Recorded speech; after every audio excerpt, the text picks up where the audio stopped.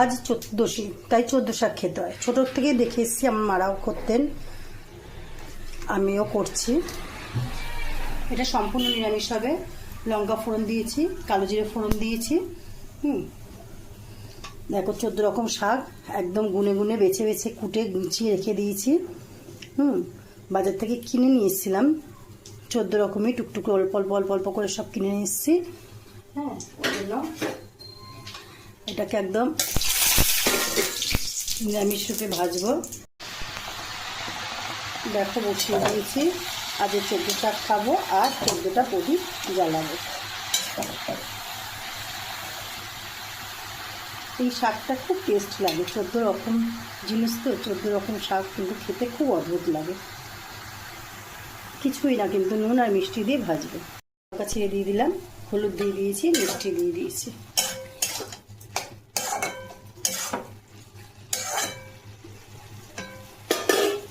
ঠিক আছে বন্ধুরা, একটু সরষের তেল ছড়িয়ে দেবো। ব্যাস, আর কিছুই না, চাপা দিয়ে একটু রেখে দেবো।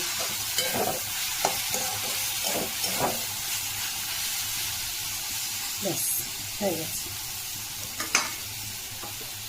করবো বন্ধুরা, আমি কাশ্মীর লঙ্কা গুঁড়ো আর একটু কসুরি মেথি আর হলুদ লবণ দিয়ে একটু ম্যারিনেট করে রেখে দিয়েছি সর্ষের তেল দিয়ে।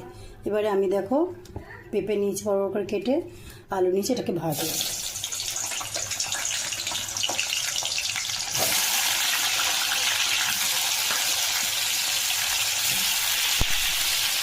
যদি বলো পেঁপে দিয়েছি কেন, পেঁপে দিলে মটনের টেস্টটা আলাদা হয় আর তাড়াতাড়ি মটনটা সিদ্ধ হয়ে যায়, খুব সুন্দর নরম হয়। একটুখানি তেলেই 500 মটন রান্না করবো, কারণ এতে অল্প 25 গ্রামের মতন তেল দিয়েছিল।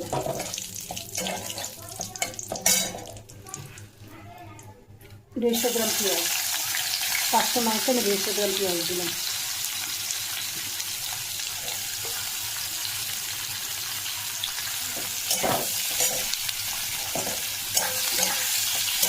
একটু লবণ দিয়ে দেবো। আর দেখো জিরের গুঁড়ো, ধনের গুঁড়ো, কাশ্মীর লঙ্কা গুঁড়ো, হলুদ গুঁড়ো আমি এটা ভিজিয়ে রেখে দেবো। এটা আলুটা আমি এভাবে ভেজে নিয়েছি। পেঁপেটা খাসির মাংস খেতে অপরূপ সুন্দর লাগে, মানে এত সুন্দর লাগে পেঁপেটা তোমার বুঝতে পারবে না, না দিয়ে না খেলে। কারণ তুমি পেঁপে বাটা দিয়ে দেবে, মানে মাংসটা আরও টেস্টি হয়। কিন্তু আমি বাটাটা দেবো না, সবসময় গ্রেভি গ্রেভি জিনিস ভালো লাগে না, একটু পাতলাও মটনের তেল ভালো লাগে। আমি পেঁয়াজটা আর লাল করবো না, এবার আমি নরম নরম রাখবো। এবার আমি একটা টমেটো দিয়ে দেবো।